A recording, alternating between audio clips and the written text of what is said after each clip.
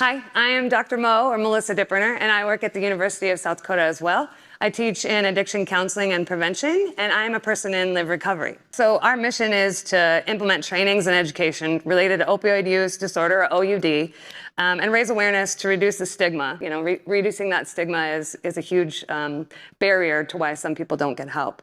And then bringing that awareness of what Narcan looks like, a life-saving drug, and also MOUD or MAT, medical assisted treatment, and what that can look like helping people move forward.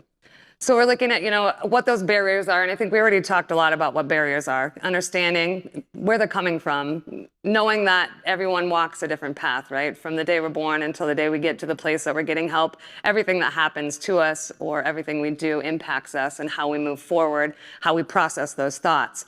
Having that compassion, I don't think I can say it enough. I really don't. I always tell my students over and over again, it's not, we know it's not about us, it's about them. And even though we're taught these are the theories and these are the approaches that work, we still have to be able to navigate that information and then see how it fits to the person. And then just having that education. When I was talking about the biases, I just read a book by Adam Grant, I believe his name is, and it's called Unlearning. And it talks a lot about being able to get new information in. And I think sometimes, if we don't pay attention, sometimes we're like, yep, I learned this and that's just what it is and that's how it's gonna be and then I'm just moving on with my life, right? But we get new research, we get new information. Even today, listening to her speak, I was like, oh man, this is mind-blowing. I never thought of it in that, for instance, I never thought about it in that scenario, and it makes sense to me and it makes sense to how I'm gonna help people and how I'm gonna educate my students. So we definitely have to take that into consideration. So some of the impacts, being able to get people the medicine that they need at the time that they need it. We have 211 on here, of course, for our referral system. When we talk about ESPERT, we talk a lot about, what do those referrals look like? And when she was talking about referral to treatment, we kind of take it a step further already, which is great to hear that we're, kind of following best practices with what other people are doing. But we like to use the referral system for 211. So it's not just meeting them with treatment referrals, it's also giving them referrals to other services that they might need. So whether that's transportation, paying for housing, whatever they might need, there's a referral system on there, and we're very lucky to have that. So we utilize that a lot. And then obviously with understanding Narcan, we can save a life. And after today, when we're done talking, if you're not already trained, you'll be able to save a life too. So as a person with lived experience or a person in long-term recovery, sometimes, and I was talking about this at lunch, sometimes it's hard to say, here's my story, here's who I am, here's what I've been through.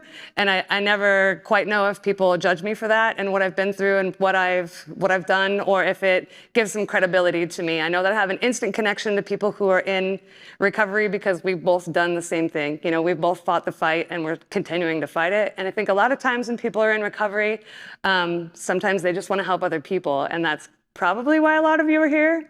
Anybody else in recovery that's here to help other people? Yeah. I see that, right? Get it, girl. And so we're looking at some of those stereotypes and prejudices, right? So when I go and speak to kids in juvenile detention centers, oftentimes I ask them, like, so when I walked in, did you expect me to be somebody who's in recovery? And sometimes I get differing answers, mostly no, but depending on what color my hair is, or maybe what hat I'm wearing, or how goofy I was being that day, sometimes they tell me yes.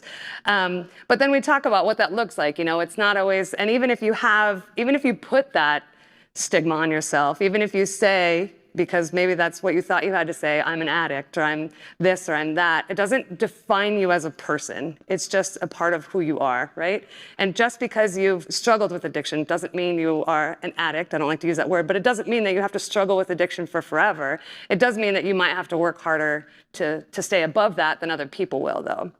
And I think those are the things that I would like people to, I would like people to know, and what those prejudices look like. Because when we tell someone, if we see your car in front of a mental health facility, we know what you're doing. Well, that's cool. I go to my therapist every 2 weeks, and I will proudly tell everyone. I also go to the gym a lot because I will proudly tell you that, because I want to take care of my mental health and I want to take care of my physical health. And those two things shouldn't be different, right?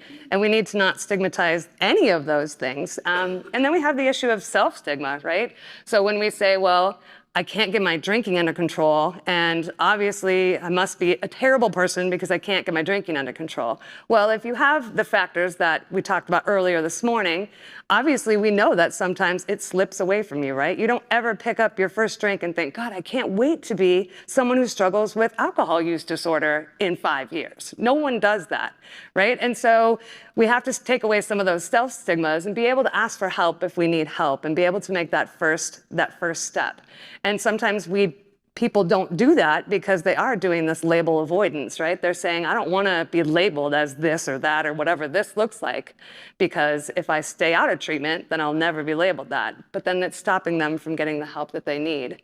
And lastly, looking at, discrimination of some of those populations who might be more susceptible for addiction. If you're a certain this or that, or of course you're this, and being able to look at what the public stigma is. How do we look at people who are dealing with addiction? What does that look like? Do we think differently of them? If you see somebody who's experiencing homelessness, what do you think of them? Do we put a label on them? We really have to stop these public stigmas of these different categories of people that might be struggling. And then we want to take away some of the terms. Like I said, addict. I also feel like I get a get out of jail free card because I am one, so I can say that word.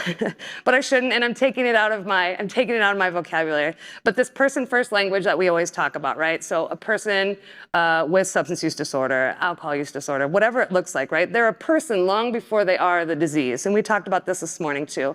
But there's a couple more that you can see on the screen, terms that we can use to take away some of that stigma. And I think one thing I'd like to add to that, so those of you who are working, frontline with people who are struggling with addiction, I know myself, I don't struggle with opioid use disorder, and I have not in the past, but I also tell my doctor when I go in that I have issues with addiction. And I think it's important to educate and help people walk through what that process might look like. Sometimes it's just getting those words out of your mouth, right? It was kind of scary the first time I said it at the doctor's office. And I'm like, well, I'm kind of a person in recovery and I really don't want a narcotic if I don't need it. And if I do, I want some sort of catch there, right? I want to make sure that I'm safe. Do I need to reach out to my husband? Do I need to tell my kid? What do I need to do to keep that safe? So I think it's important that we work with those people in the moment too, as they're going to go out and have these experiences after they leave your care, or maybe in your extended care, what it looks like to have those conversations, how we can, mold them and role play with them, what it's like to talk to people. And I always look at it as education too. I played roller derby for a long time, so I've had a few injuries. I think I broke 10 bones in my 10 years, so doing real good, just one a year. But I would have to tell them when I would go to the emergency department, like, hey, I can't have that. And I remember specifically a nurse coming in with a script, and she was like, here you go. And I was like, I already told the doctor that I can't have a narcotic. And she was like, yeah, but this is what he gave you. And I was like, yeah, I don't care. I really just need something else, right? So I really had to advocate for myself in that situation. And again, this was a few years ago, not that many though.